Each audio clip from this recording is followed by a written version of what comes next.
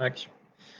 Donc Neil, Neil, en fait, on le sait pas encore, mais il est déjà présent dès la scène d'ouverture, parce que Neil, il a le sac à dos avec la petite lanière orange et rouge, avec le petit médaillon circulaire doré dans son sac à dos, mais ça on le sait pas. Donc je n'ai pas le droit de dire que quand j'ai regardé le film pour la première fois, je savais que c'était Neil qui était qui a sauvé le protagoniste. Non, putain, j'en ai marre, ça saute tout le temps la vidéo, j'en peux plus. J'en peux plus, j'en peux plus. Attendez, je suis désolé. Je vais relancer la Wi-Fi. C'est vraiment, hop,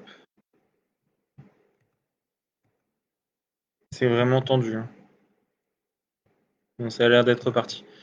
Du coup, je peux pas vous dire comme ça.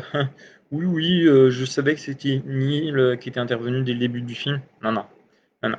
Neil, Neil, il arrive euh, dans l'hôtel, dans le hall, dans le hall d'entrée de l'hôtel, et il est recruté, enfin censé, on va comprendre, être recruté par le protagoniste pour l'aider dans sa mission de sauver le monde. Alors Neil, c'est un personnage vraiment très très intéressant parce que en fait, Neil, sa boucle temporelle à lui, elle est en train de se finir. Tout au long du film, on est dans la boucle temporelle de Neil qui se finit à la fin du film. Donc pour lui, en fait, sa boucle temporelle à lui, elle va se finir à la fin du film à Neil. Et ça, moi je l'ai compris je l'ai compris assez rapidement.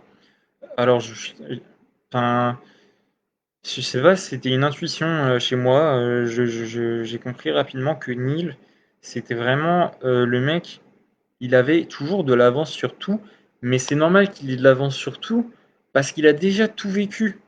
Il a déjà tout vécu, il était déjà dans l'inversion, il sait ce que c'est l'inversion.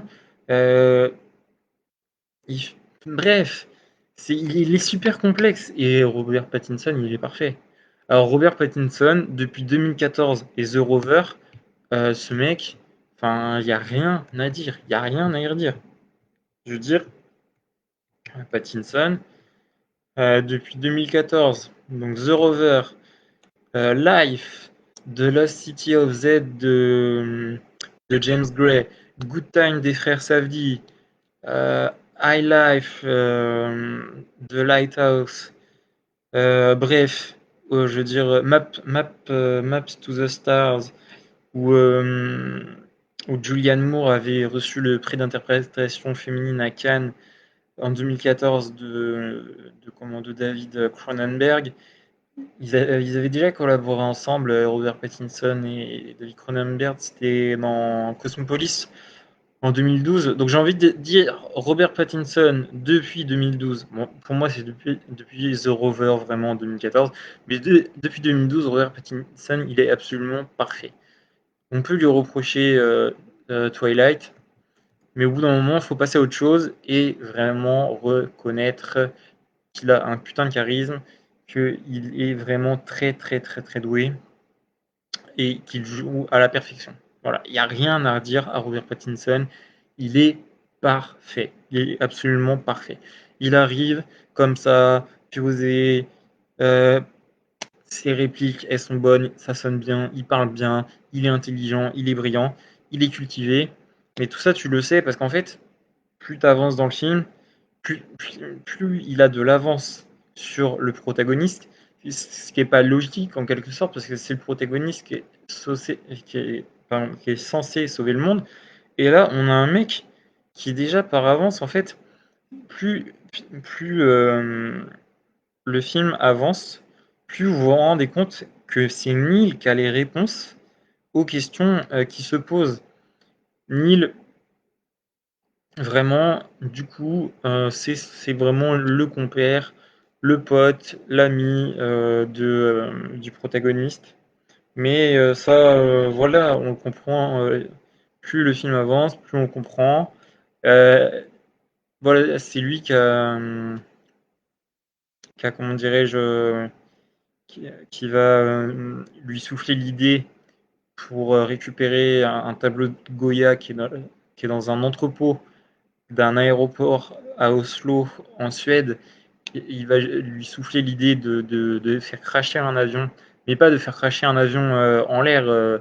En fait, l'avion, il est au sol, il avance, comment dirais-je, il va créer une explosion, ce qui, ce qui va leur donner un intervalle de temps suffisant pour récupérer le Goya. Mais le Goya, je vais vous en parler quand je vais vous parler de Sator. Le Goya il n'a pas d'importance pour. Le Goya, c'est un tableau, hein. Pour ceux qui ne savent pas, je m'excuse, tout le monde ne peut pas savoir, c'est vrai. Le Goya, c'est un tableau. Et ce Goya, par contre, c'est un enjeu principal pour Kat et Andrei Sator. Donc, Andrei Sator qui est le méchant et Kat qui est sa femme. Ça, c'est vraiment un enjeu très, très important, je vais y venir. Et Neil, donc Neil, il est là, il propose son truc, il lui dit voilà, on va créer un crash. Moi, j'ai un bonhomme qui va créer le crash, qui est joué par le frère de celui qui a joué Slumdog Millionnaire, Dev Patel. C'est alors je veux pas écorcher son nom, donc je vais aller voir. C'est comment Himesh Patel, voilà, le frère de Dev Patel et qui a joué, c'était l'année dernière dans Yesterday. Yesterday, qui était le film où tout le monde avait oublié que les Beatles existaient.